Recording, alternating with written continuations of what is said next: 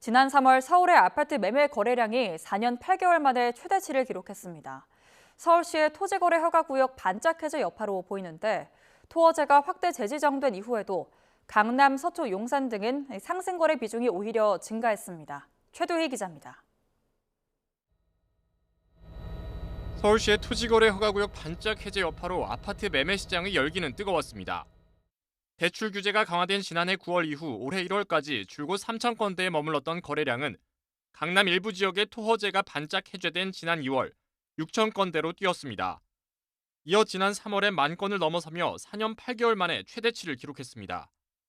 다만 서울시가 지난 3월 24일부터 토허제를 강남 3구와 용산구로 확대 재지정한 만큼 4월 거래량은 한풀 꺾일 것으로 관측됩니다.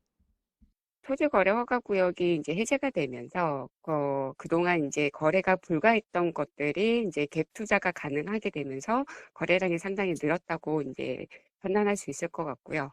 토지거래 허가구역이 확대 지정이 되었기 때문에 아무래도 이제 거래량은 다소 크게 감소할 것으로 예상이 됩니다. 토어제 확대 이후 서울 전체 아파트 상승 거래 비중도 60%에서 56%로 떨어졌습니다. 하지만 자치구별로 온도차는 컸습니다.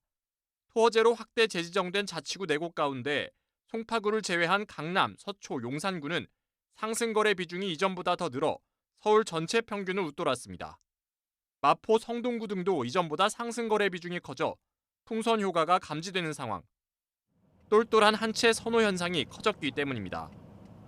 일부 지역에서는 거래량이 줄고 하는 부분들은 확인이 됐으나 여전히 이제 추세적으로 시장에서의 그 핵심 지역에 대한 선호도가 높다 보니까 상승거래 비중들은 강남권에서도 여전히 유효한 추세. 반면 서울 외곽 지역의 경우 상승 비중이 절반에도 못 미치며 서울 아파트 시장의 양극화 현상도 갈수록 뚜렷해지고 있습니다. YTN 최두입니다.